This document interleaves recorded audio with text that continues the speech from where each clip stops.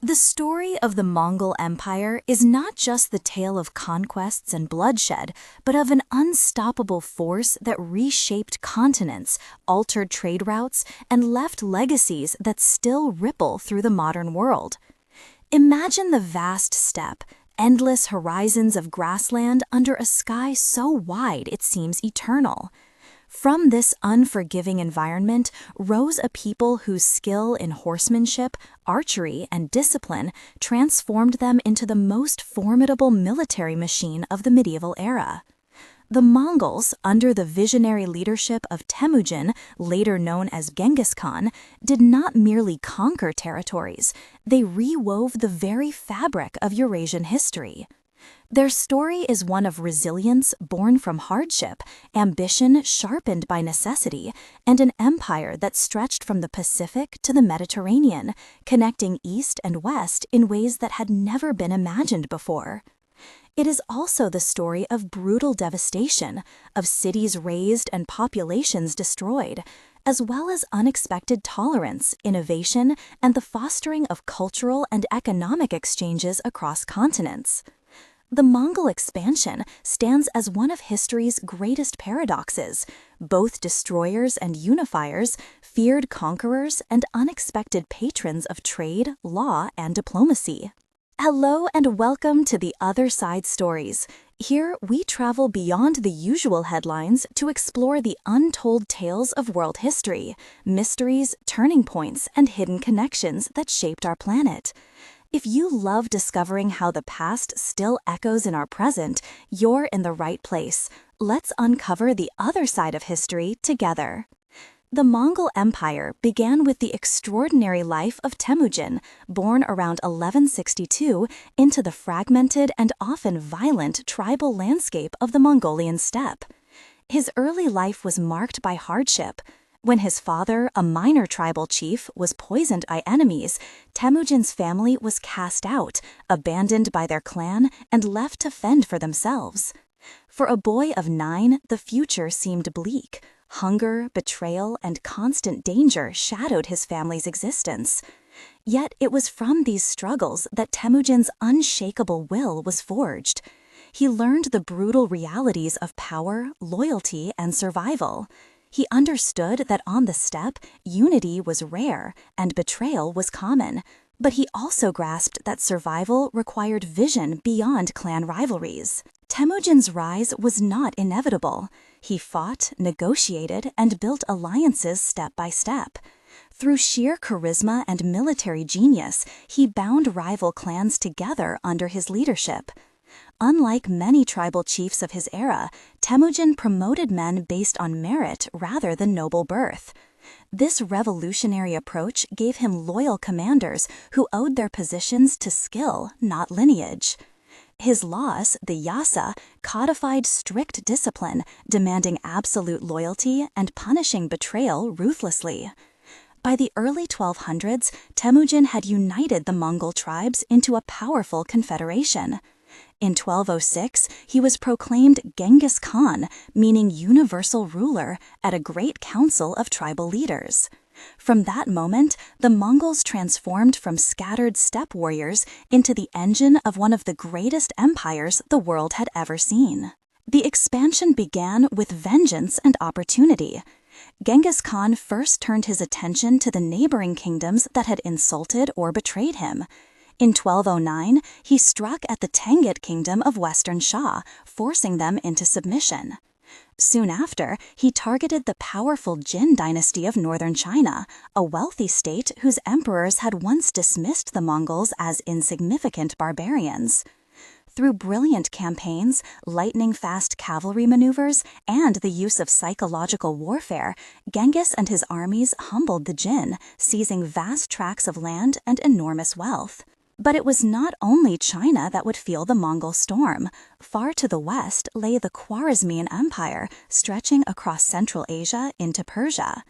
In 1218, after the Khwarezm Shah killed a Mongol trade envoy and his retinue, a violation of sacred diplomatic custom, Genghis Khan unleashed one of history's most devastating reprisals. The Mongols swept across Khwarezmia with relentless fury, destroying cities such as Bukhara, Samarkand, and Urgench. Populations were massacred, survivors enslaved, and the message was clear: to defy the Mongols was to invite annihilation. The campaigns against Khwarezmia also opened the gates of the Islamic world to Mongol conquest. Genghis Khan's generals, Subutai and Jebe, pressed further west, leading reconnaissance raids deep into the Caucasus and even into Eastern Europe. These campaigns struck terror into kingdoms that had scarcely heard of the Mongols before. The Battle of the Kalka River in 1223 was one such encounter, where the Mongols annihilated a coalition of Russian princes and their Cuman allies. Though the Mongols did not yet settle in Europe, their presence foreshadowed the storms yet to come. The Mongol military system was a marvel of organization and discipline. At its core was the decimal system. Units were organized into groups of 10, 100, 1,000, and 10,000, each with strict accountability. Communication across the vast steppe was maintained by mounted messengers, the yam system, which allowed orders to travel astonishingly fast. The Mongols were masters of mobility. Each warrior carried several horses, enabling them to ride for days without rest. Their composite bows could shoot farther and with greater penetration than most contemporary weapons. And beyond battlefield prowess, the Mongols wielded fear itself as a weapon. Cities that resisted were often annihilated.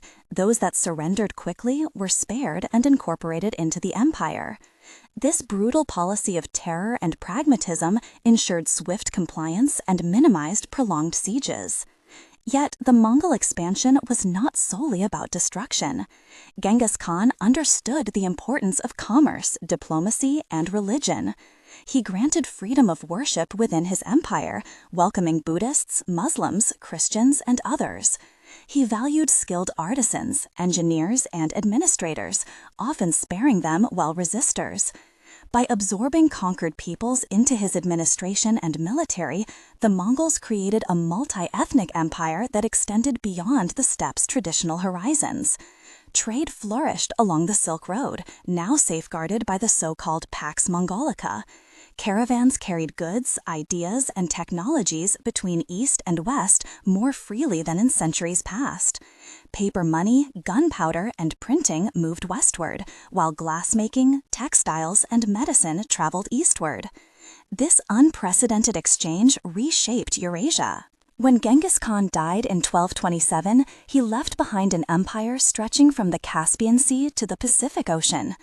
Yet his death did not halt Mongol expansion, it accelerated it. His sons and grandsons divided the empire into khanates, but continued the campaigns with the same ferocity and ambition. Ogedai, his third son and chosen successor, drove deeper into northern China, eventually capturing the Jin capital of Kaifeng in 1234. Meanwhile, campaigns to the west resumed. Under Subutai's brilliant generalship, Mongol armies swept through Russia, Poland, and Hungary in the 1240s.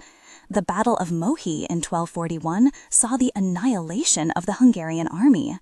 Europe seemed on the brink of conquest when news arrived of Ogedai's death, prompting the Mongol princes to return home for the Kurultai, the council to choose a new Khan.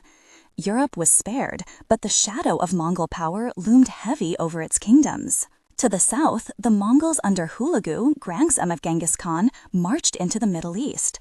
Their most infamous conquest was the sack of Baghdad in 1258, where the Abbasid Caliphate, once the heart of Islamic civilization, was destroyed. Libraries and treasures of centuries were lost, and tens of thousands were slaughtered. Yet Hulagu also established the Ilkhanate, a Mongol state that ruled Persia and parts of the Middle East, blending Mongol and Islamic traditions over time. Meanwhile, in the east, another grandson, Kublai Khan, pursued the conquest of China.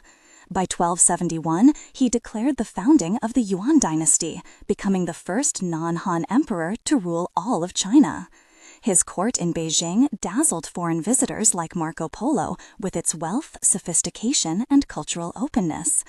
Kublai's reign represented the Mongol transformation from steppe conquerors to imperial rulers. The Mongol expansion thus spanned not only geography, but political and cultural dimensions.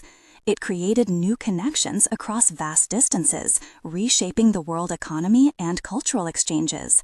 Yet it also left deep scars. Entire populations eradicated, cities destroyed, and countless lives lost. Historians debate whether the Mongols should be remembered primarily as ruthless destroyers or as builders of a new global order. The truth lies somewhere in between. They were both, and therein lies their paradoxical legacy.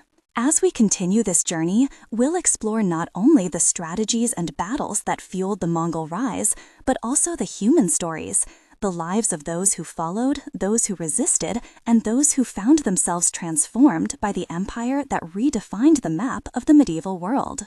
The Empire of the Mongols was more than a chain of conquests. It was a living organism, expanding, adapting, and breathing across the largest contiguous landmass in history. To understand its extraordinary nature, we must look deeper into the mechanics of how it continued to grow long after Genghis Khan's death. The empire's expansion was not simply about military raids. It was about consolidating power, integrating diverse peoples, and pushing the boundaries of what an empire could be. After the death of Genghis Khan in 1227, his empire was divided among his sons and their descendants. But unlike many empires fractured by succession, the Mongol ruling family remained bound by a shared identity and a vision of global dominion. The Kurultai, the Great Council, became a central political institution. Decisions of war, succession, and governance were made there, ensuring that campaigns were coordinated and unity was maintained, at least for a time. This balance between division and unity was crucial. Each branch of the family pursued its own ambitions, but they did so under the broader banner of Mongol supremacy. Oga Khan, chosen as the Great Khan, demonstrated that expansion was not to slow with Genghis's passing. Under his rule, the Mongols crushed the Jin dynasty completely, ending centuries of Chinese rule in the north.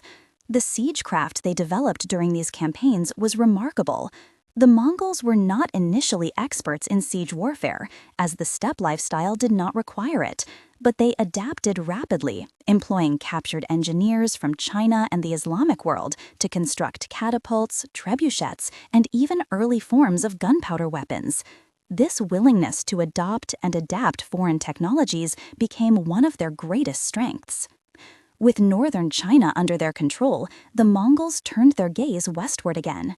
Oga ordered Subutai, one of the greatest military strategists in history, to lead a massive expedition into Europe. Subutai's campaigns between 1236 and 1242 remain legendary. With uncanny foresight and mobility, he orchestrated simultaneous invasions of Russia, Poland, and Hungary, coordinating multiple armies over thousands of kilometers. Cities like Kiev, Vladimir, and Ryazan fell in flames, their populations massacred or enslaved. In Poland, the Mongols annihilated European knights at the Battle of Legnica in 1241. In Hungary, at the Battle of Mohi, they crushed King Bela forces with devastating tactics, using feigned retreats, hidden reserves, and superior mobility. The Mongols appeared unstoppable, and many in Europe feared that nothing could halt their advance toward the heart of the continent. But then, in a twist of fate, the momentum halted. Oga died in December 1241, and the Mongol princes withdrew to Mongolia for the election of a new Great Khan. This withdrawal spared Europe, but it also underscored the Mongols' commitment to tradition. The unity of the Khans mattered more than any conquest, and the gathering of the ruling elite was essential for legitimacy. Europe would remember the terror, but it would never again face such a concentrated Mongol onslaught. Meanwhile, in the Middle East, the Mongols pursued another front of expansion. Hulagu, another grandson of Genghis, led a campaign that struck at the very heart of Islamic civilization. In 1258, Baghdad, the jewel of the Abbasid Caliphate, fell. For centuries, Baghdad had been the center of learning, science, and culture, with libraries that contained the accumulated wisdom of generations. When the Mongols sacked the city, it was said that the waters of the Tigris ran black with ink and red with blood. The caliph himself was executed, and the political authority of the opposite caliphate was shattered forever. The destruction of Baghdad sent shockwaves across the Islamic world, symbolizing not just military defeat, but the collapse of an entire cultural and intellectual order. Hulagu established the Ilkhanate, ruling over Persia and parts of the Middle East. Here, Mongol rulers slowly integrated with local populations, adopting aspects of Persian culture, administration, and eventually Islam. This blending of traditions illustrates the duality of the Mongol expansion. While they could obliterate centers of power, they also rebuilt, adapted, and absorbed what they conquered. The Mongols' approach to religion further distinguished their empire from many others. Genghis Khan had instituted a policy of religious tolerance, understanding that unity across such diverse populations required respect for spiritual practices. Shamanists, Buddhists, Muslims, Christians, and Nestorians all found a place within the Mongol realm. This tolerance extended strategically. By winning the cooperation of religious elites, the Mongols ensured smoother governance of conquered territories. Yet tolerance did not mean weakness. When religious groups resisted or opposed Mongol rule, they faced the same uncompromising wrath as any military adversary. While the Ilkhanate transformed the Middle East, another branch of the Mongol family, the Golden Horde, dominated the Russian steppes. Led first by Batu Khan, another grandson of Genghis, the Mongols established their rule over much of Eastern Europe. For centuries, Russian principalities paid tribute to the Golden Horde, shaping their political development. The influence of Mongol rule in Russia remains debated by historians. Some argue it delayed Russian integration into Europe, while others contend it forged the centralized autocracy that would later define the Russian state. Further east, in China, the Mongols pursued their most ambitious project, the conquest of the entire Middle Kingdom. It was Kublai Khan, the grandson of Genghis, who accomplished what his grandfather had begun. After decades of campaigning, Kublai defeated the southern Song dynasty in 1279, uniting China under Mongol rule for the first time in history. Declaring himself emperor of the Yuan dynasty, Kublai established his capital at Khanbalik, modern-day Beijing. His rule marked the transformation of the Mongols from conquerors of the steppe to imperial rulers of one of the most sophisticated civilizations on Earth. Kublai's reign showcased both continuity and change. He preserved Mongol traditions but embraced Chinese administration, adopting Confucian rituals and imperial bureaucracy. He encouraged trade, famously welcoming foreign travelers, including the Venetian merchant Marco Polo, whose accounts introduced Europe to the wonders of Yuan China. The Mongol Empire under Kublai became a hub of global exchange, where merchants from the Mediterranean, the Middle East, India, and Central Asia converged. Silk, porcelain, spices, and knowledge flowed westward, while glassware, textiles, and ideas traveled eastward. This era, sometimes called the Pax Mongolica, represented a golden age of transcontinental interaction. But expansion was never with limits. The Mongols' attempt to invade Japan ended in disaster. Twice, in 1274 and 1281, Mongol fleets were destroyed by typhoons, the so-called kamikaze or divine winds. In Southeast Asia, campaigns into Vietnam and Java also faltered, hampered by tropical climates, disease, and guerrilla resistance. These failures revealed that even the most powerful empire had boundaries it could not cross. Nevertheless, the Mongol Empire reached its zenith in the late 13th century, stretching from Korea to Hungary, from Siberia to the Persian Gulf. Never before had so many lands been connected under a single political order. The empire was not merely vast, it was a bridge between worlds. Technologies, religions, languages, and ideas traversed the Silk Road with unprecedented speed. Persian astronomers shared knowledge with Chinese scholars. Paper money and gunpowder moved westward, altering the course of European history. In this sense, the Mongol expansion can be seen as an early prototype of globalization. Yet the seeds of division were already present. The very size of the empire made centralized control impossible. Each Khanate pursued its own policies, sometimes cooperating, often competing. The Golden Horde, the Ilkhanate, the Chagatai Khanate in Central Asia, and the Yuan dynasty in China gradually drifted apart. Succession disputes, regional differences, and cultural assimilation all eroded the unity that had once been the Mongols' greatest strength. By the early 14th century, the empire had fragmented, though the legacy of Mongol expansion continued to shape the world for centuries to come. To understand the Mongol expansion is to confront contrasts: devastation and prosperity, brutality and tolerance, destruction and creation. They were at once conquerors and connectors, feared raiders and imperial builders. Their horses thundered across the plains, leaving cities in ashes, but their governance allowed merchants to travel from Venice to Beijing in relative safety. Their empire rose from the hardships of the steppe and reshaped the destinies of nations far beyond. As we look closer, we find stories not only of khans and generals, but also of the ordinary people caught in the whirlwind of history.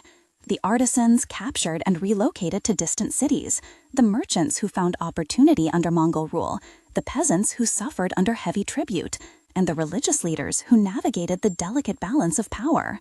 These voices remind us that the expansion of the Mongols was not an abstract geopolitical shift, but a human experience of fear, adaptation, and survival. To see the Mongol Empire only through its armies and conquests is to see only half the picture. Beyond the clash of steel and the thunder of hooves, the Mongols created systems that allowed them to govern, to profit, and to endure, at least for a time. Their expansion was both a military achievement and an administrative experiment, one that fused the traditions of the steppe with the complexities of sedentary civilizations. One of the most remarkable aspects of the Mongol expansion was their capacity for adaptation. Unlike many conquerors who sought merely to impose their own ways upon the conquered, the Mongols often adopted the practices of those they ruled. They were pragmatic rulers, more concerned with loyalty and tribute than with cultural conformity. This flexibility allowed them to manage an empire that stretched across vastly different cultures, climates, and economies. Take, for example, their governance of China under Kublai Khan. The Mongols were nomads, unfamiliar with the bureaucratic traditions of Chinese governance. But instead of dismantling the system, Kublai preserved much of it, employing Confucian scholars and administrators to run the government. He adopted the Chinese imperial model, declaring the Yuan dynasty and positioning himself as a legitimate successor to previous Chinese dynasties. Yet he also retained Mongol identity, privileging Mongols and Central Asians in key positions of power. The result was a hybrid system, Chinese in form, Mongol in control. The Mongols also revolutionized communication across their empire. The Yam system, a vast network of relay stations, allowed messages, goods, and envoys to travel with unprecedented speed. Riders could switch horses at stations, covering up to 200 miles in a day. This system not only ensured rapid military coordination, but also facilitated trade and diplomacy. Merchants, ambassadors, and travelers benefited from the relative security of Mongol rule. The Silk Road, once plagued by banditry and instability, became a safer corridor under Mongol protection.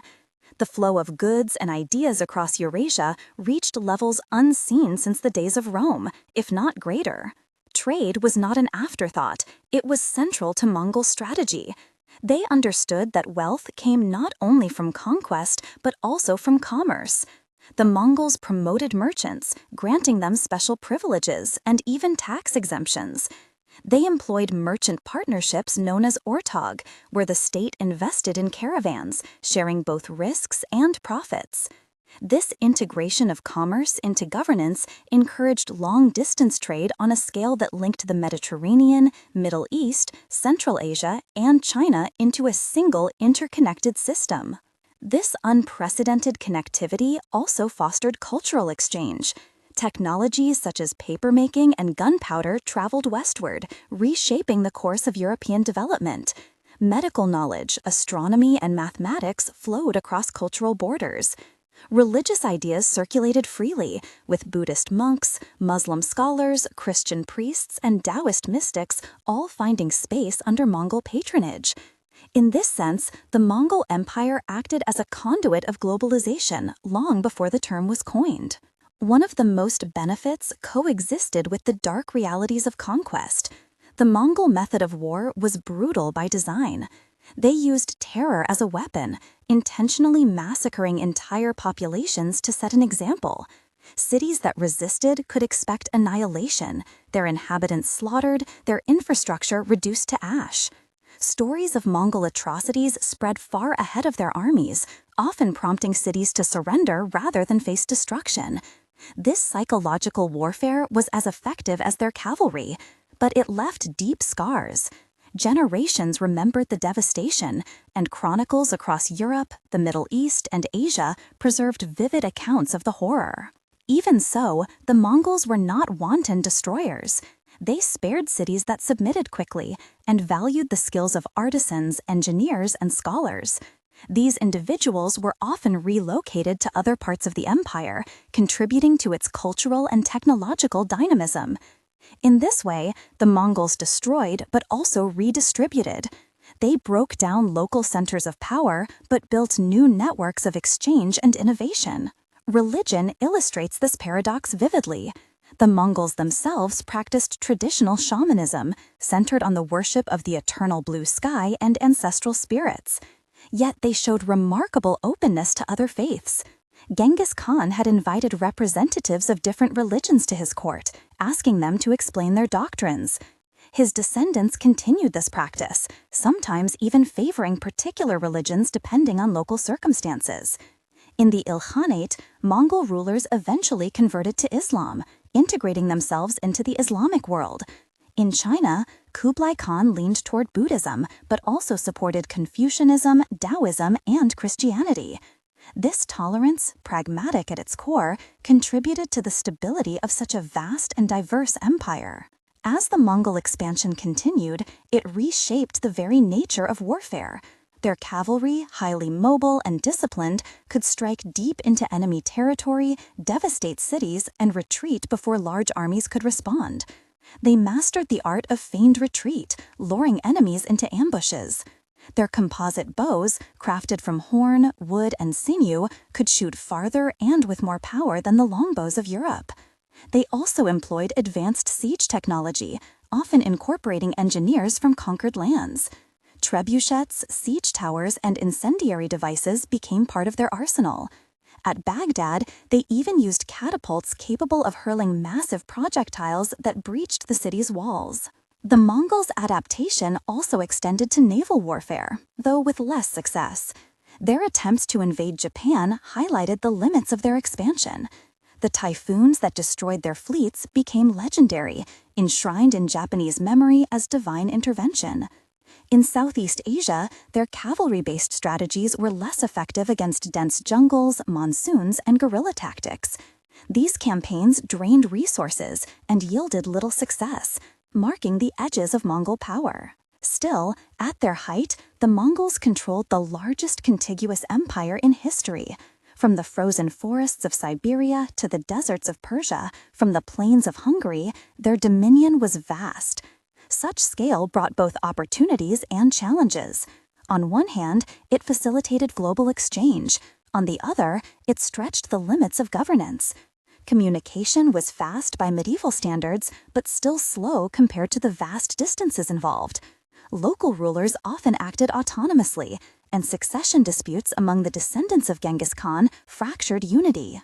Indeed, succession was perhaps the greatest vulnerability of the Mongol system. Unlike hereditary monarchies with fixed rules, Mongol leadership depended on the Kurultai, where consensus among the ruling family was essential. This often led to fierce rivalries. When Kublai Khan declared himself Great Khan, his brother Arik Boka opposed him, plunging the empire into civil war. Though Kublai emerged victorious, the divisions deepened, accelerating the fragmentation of the empire into separate khanates. Each khanate followed its own path.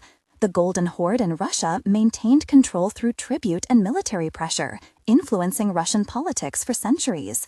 The Ilkhanate in Persia gradually assimilated into Islamic civilization, becoming patrons of art, science, and architecture. The Chagatai Khanate in Central Asia preserved more of the traditional steppe culture, but also played a key role in Silk Road trade. The Yuan dynasty in China sought to rule as emperors, blending Mongol and Chinese traditions, even though it fell to the Ming in 1368. Together, these Khanates preserved elements of the Mongol legacy even as an unified empire dissolved. The fragmentation did not erase the impact of the expansion. Even in decline, the Mongols shaped the trajectories of the regions they ruled. In Russia, Mongol domination contributed to the rise of Moscow, which eventually overthrew the Golden Horde and laid the foundation for the Russian Empire. In the Middle East, the Ilkhanites' conversion to Islam revitalized Persian culture, blending Mongol and Islamic traditions in ways that influenced later dynasties. In China, the Yuan dynasty left legacies in administration, infrastructure, and cultural integration, even though it fell to the Ming in 1368. What we see then is not a simple rise and fall, but a transformation. The Mongols expanded with ferocity, but their empire endured in subtler ways even after political control weakened. Trade networks, cultural exchanges, and political legacies outlived the empire itself. The expansion had redrawn the map of Eurasia, creating a new context for the centuries that followed. Yet, the Mongol expansion was also remembered with ambivalence. To many, they were destroyers, synonymous with ruin. Chronicles speak of piles of skulls, of libraries turned to ash, of cities wiped from the earth. To others, they were lawgivers, unifiers, and patrons of trade. Their legal code, the Yasa, emphasized order and discipline, enforcing justice in a way that appealed to merchants and travelers. Their protection of trade routes allowed unprecedented movement of goods and ideas. These contradictions are what make the Mongol story so compelling.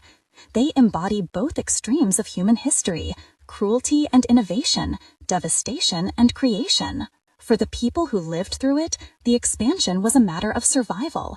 To resist often meant death. To submit meant incorporation into a new order. Many found ways to adapt, aligning with Mongol rulers, contributing to their administration, or The story of the Mongol expansion is, at its core, a story about movement. Movement across landscapes, across cultures, across centuries. The Mongols were not a static people. They were born into an environment where survival required constant motion. Herding animals across the steppe, following the seasons, living in portable homes that could be dismantled and carried on the backs of wagons. This nomadic heritage shaped their entire worldview and became the foundation of their empire. Their armies, swift and unrelenting, reflected the mobility of their everyday lives. And when they expanded, they carried this ethos into the heart of sedentary civilizations that had grown accustomed to walls, fortresses, and fixed borders. Against the fluid power of the Mongols, such boundaries often crumbled. The empire's expansion revealed the strengths of the nomadic way of life, but it also exposed its tensions with sedentary societies. The Mongols conquered cities, but they did not always know how to manage them. They excelled in extracting tribute, enforcing order, and ensuring loyalty, but urban administration required more than fear. In many cases, they relied heavily on the expertise of local officials. In China, Persian administrators were employed. In Persia, Chinese engineers and scholars were brought westward. The Mongols built a system of cultural borrowing that drew from the best of every land they conquered. This adaptability was key to their expansion, allowing them to govern peoples as different as the Persians, the Russians, and the Chinese. The use of specialists became a hallmark of Mongol rule. Craftsmen, engineers, and scholars were often spared during conquests and transported across the empire. A Chinese engineer captured in one campaign might find himself designing siege engines in the Middle East. A Persian astronomer could end up advising the Yuan court in Beijing. This transfer of human knowledge was one of the less visible but profoundly important consequences of the Mongol expansion. By forcibly moving people, the Mongols unintentionally accelerated the cross-pollination of ideas across continents. The military campaigns of the Mongols also demonstrated how discipline and organization could overcome seemingly impossible odds. Their armies were often outnumbered by their opponents, yet their superior coordination, intelligence gathering, and tactics gave them decisive advantages. Scouts rode far ahead, mapping terrain and identifying weaknesses. Feigned retreats drew enemies into ambushes. Diversions split opposing forces. Communication between units, facilitated by flags, drums, and mounted messengers, allowed large armies to move with precision that stunned their adversaries. To medieval observers, it was as if the Mongols fought as one organism, each part moving in harmony with the whole. Yet the Mongol expansion was not driven by war alone. It was driven by ambition, by vision, and by the charismatic authority of the Khans. Genghis Khan's genius lay not only in his military skill, but in his ability to inspire loyalty and instill fear simultaneously. His successors inherited this dual legacy, expanding not just to plunder, but to secure legitimacy, wealth, and prestige. Expansion was both a necessity and a destiny. On the steppe, resources were limited, and survival often depended on raiding neighbors. Once the Mongols had united, their energies naturally flowed outward, channeled into conquest on an unprecedented scale. As the empire expanded, it reshaped the political map of Eurasia. In Eastern Europe, the Mongols' domination forced kingdoms to adapt or perish. The Russian principalities, fractured and vulnerable, fell under Mongol control. Tribute to the Golden Horde became a defining feature of Russian politics. Yet, paradoxically, this subjugation also contributed to the rise of Moscow, which positioned itself as the chief collector of tribute and later the center of resistance against the Mongols. The very pressure of Mongol domination shaped the trajectory of Russian statehood. In the Islamic world, the Mongols' arrival was catastrophic at first, but transformative in the long run. The sack of Baghdad marked the end of the Abbasid Caliphate as a political power. Yet the Ilkhanate that followed became deeply embedded in Persian culture. The Mongol rulers there converted to Islam, patronized mosques, and sponsored Persian literature and science. What began as conquest evolved into assimilation, leaving behind a legacy that merged Mongol and Islamic traditions. In China, the Yuan dynasty established by Kublai Khan altered the relationship between steppe and zone. For centuries, Chinese dynasties had tried to keep the nomads at bay through walls, diplomacy, or military campaigns. Now, for the first time, the nomads ruled the entire Chinese heartland. The Yuan dynasty was not simply an occupation, it was an experiment in blending two vastly different ways of life. While many Chinese resented foreign rule, others found opportunities in the new order. The Mongols promoted commerce, encouraged foreign merchants, and opened China more fully to the world. Marco Polo's travels illustrate this moment of openness, when a Venetian could find himself at the court of a Mongol emperor in Beijing. The expansion of the Mongols also forced Europe to reckon with a world far larger than it had imagined. European envoys traveled to Mongol courts, sometimes seeking alliances against Muslim powers, sometimes seeking trade. Franciscan friars like John of Plano Carpini and William of Rubruck journeyed to the Mongol heartlands, bringing back detailed accounts that astonished European audiences. These encounters revealed to Europe not just the terror of Mongol armies, but also the vastness and diversity of Asia. The expansion thus helped to expand European horizons, setting the stage for later explorations. And then there were the trade routes. The Pax Mongolica, snow-born of conquest, created a period of relative stability across Eurasia that benefited merchants and travelers. Silk, spices, porcelain, precious metals, and ideas moved more freely than before. A Genoese merchant could travel to the markets of the Black Sea, connect with caravans bound for Samarkand, and eventually link to Chinese goods bound for Europe. Alongside material goods came intangible exchanges, artistic styles, scientific knowledge, and even diseases. The spread of the Black Death in the mid-14th century was facilitated by the very networks the Mongols had secured. The pandemic devastated Europe, the Middle East, and Asia, a grim reminder that connectivity carries risks as well as rewards. For ordinary people, Mongol expansion meant upheaval. Farmers paid tribute in grain and livestock, merchants faced both new opportunities and heavy regulation. soldiers were recruited or compelled to fight in Mongol armies far from home. Artisans might find themselves uprooted, working in distant lands. Religious leaders negotiated with new rulers, sometimes gaining favor, sometimes facing persecution. The human cost of empire was immense, but so too were the opportunities for those able to adapt. The empire also reshaped the natural environment. The steppe lands of Central Asia, long home to nomads, were integrated into global trade routes. Pasture lands were reorganized to support the needs of Mongol armies and their horses. In conquered regions, cities were destroyed and rebuilt, altering landscapes permanently. Irrigation systems in parts of Persia collapsed after Mongol campaigns, leading to depopulation and ecological change. In contrast, new cities like Karakoram, the Mongol capital, rose on the steppe, symbolizing the fusion of nomadic and urban life. The legacy of the Mongol expansion cannot be understood without its paradoxes. They brought destruction and creation, closed old orders, and opened new ones. They were at once outsiders, insiders, nomads and empires, warriors and patrons of trade. To their enemies, they were a scourge. To their subjects, they could be lawgivers and protectors. To historians, they are both destroyers and connectors, a people whose impact still resonates centuries later. By the 14th century, however, the unity of the Mongol Empire was unraveling. The Khanates grew more independent, their rulers absorbed into the cultures they governed. The Yuan dynasty in China struggled with rebellions and economic difficulties, falling in 1368 to the Ming dynasty. The Ilkhanate collapsed into smaller successor states. The Golden Horde fragmented, weakening its control over Russia. The once mighty empire dissolved, leaving behind legacies rather than dominion. Yet, even in decline, the echoes of expansion remained. The Silk Road continued to thrive. The memory of Mongol terror lingered in chronicles.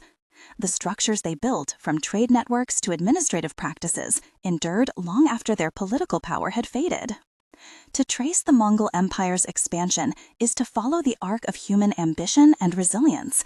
It is a story that begins on the harsh steppes of Mongolia and extends across continents, reshaping civilizations in its wake. It is a story of how a small group of nomads, through vision, discipline, and ruthless determination, altered the destiny of the world. Their empire may have fragmented, but their impact is still stitched into the fabric of global history. As the wind of the steppe carried the hooves of Mongols' horses across Eurasia, it carried also the seeds of a new world. And though the empire eventually faded, its expansion remains one of history's most extraordinary chapters, a reminder of both the heights of human achievement and the depths of human devastation.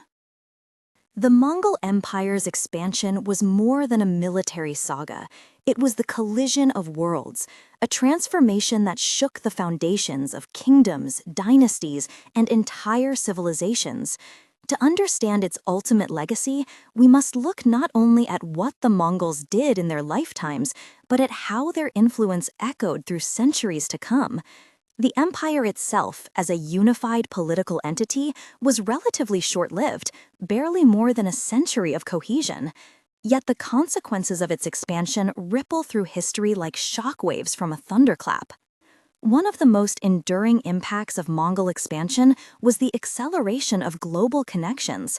Before the Mongols, Eurasia was a patchwork of regions loosely tied together by fragile networks of trade. The Silk Road existed, but it was fractured, plagued by political instability and constant threat of banditry. The Mongols, through conquest and fear, imposed a stability that allowed caravans to move from China to the Mediterranean with greater safety than before. This period, sometimes called the Pax Mongolica, did not mean peace in the usual sense. The empire was born of violence and sustained by military power. But it did create an environment in which merchants, travelers, and envoys could cross vast distances more reliably than at any time in the medieval era. This connectivity had profound consequences. Goods like silk, porcelain, and spices flowed to Europe in larger quantities. Technologies such as gunpowder, printing, and the magnetic compass reached the West, laying the groundwork for later European transformations. From the other direction, glass-making techniques, textiles, and artistic styles traveled eastward. Knowledge moved along these routes as well. Astronomy, mathematics, medicine, and philosophy crossed cultural boundaries, enriching societies far from their origins. The Mongols themselves may not have invented these ideas, but their empire provided the framework through which they spread. Religion, too, benefited from these open routes. Christian missionaries traveled to Asia hoping to convert Mongol rulers. Muslim scholars engaged with Chinese traditions. Buddhist monks carried teachings westward. This mingling of beliefs created encounters both fruitful and tense, reshaping religious landscapes. The Mongols' policy of tolerance, born less of idealism than of pragmatism, allowed diverse faiths to coexist, at least under the umbrella of Mongol authority. Yet, even as the Mongols connected the world, they also unleashed devastation that left scars for generations.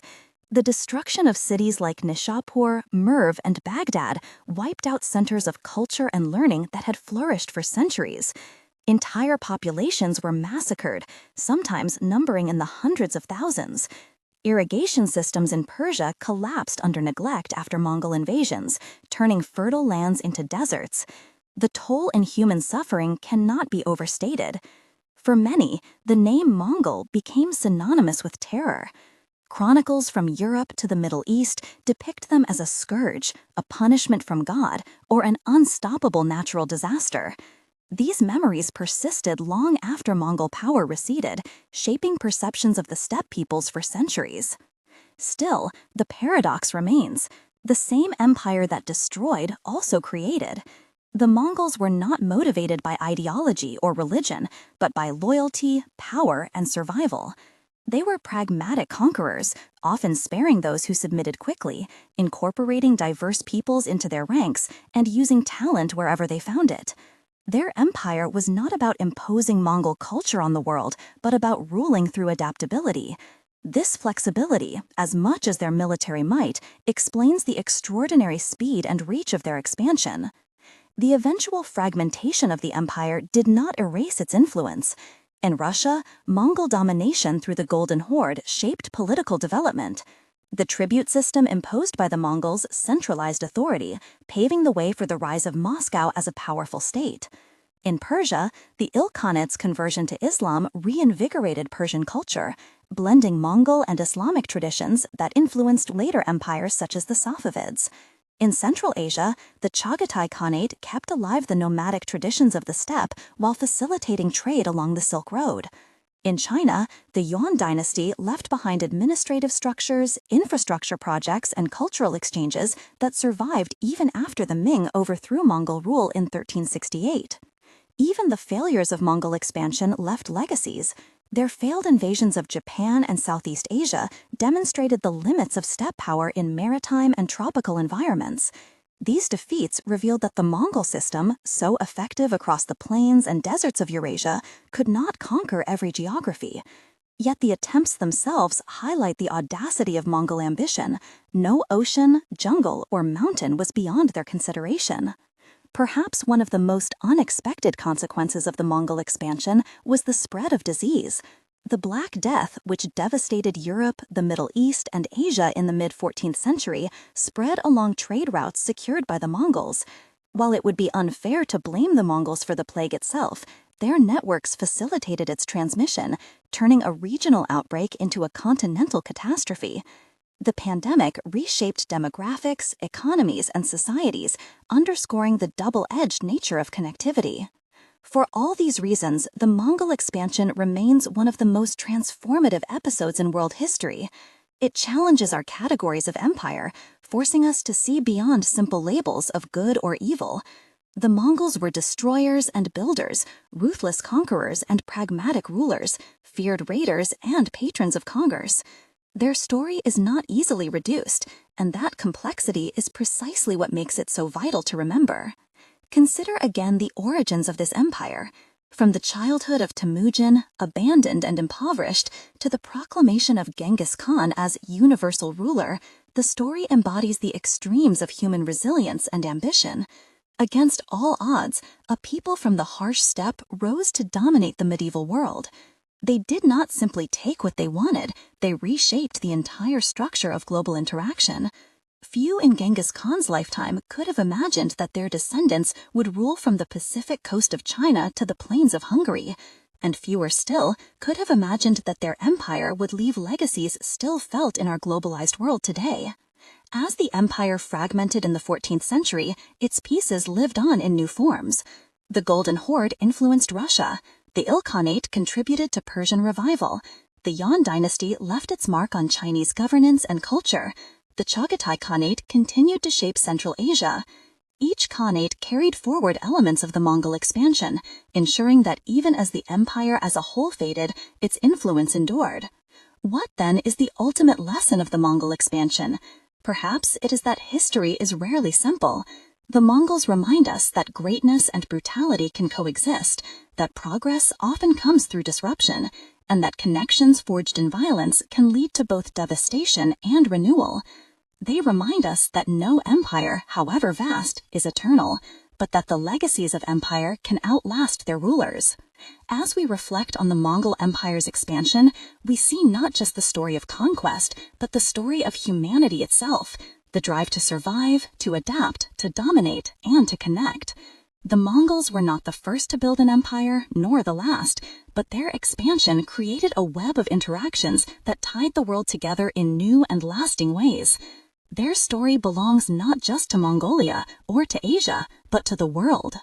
And so, as we close this journey, let us remember the sound of hooves across the steppe, the crack of the bowstring, the rise of cities and their fall, the caravans moving across deserts, the envoys riding through mountains, and the countless lives caught in the tide of history.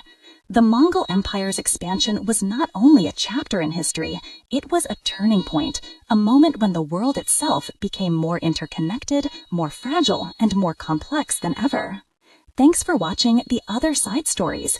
If you enjoyed this journey through history's hidden paths, don't forget to like, subscribe, and share with fellow explorers. Your support helps us bring more forgotten stories to light. Until next time, keep wondering about the past that shapes our future.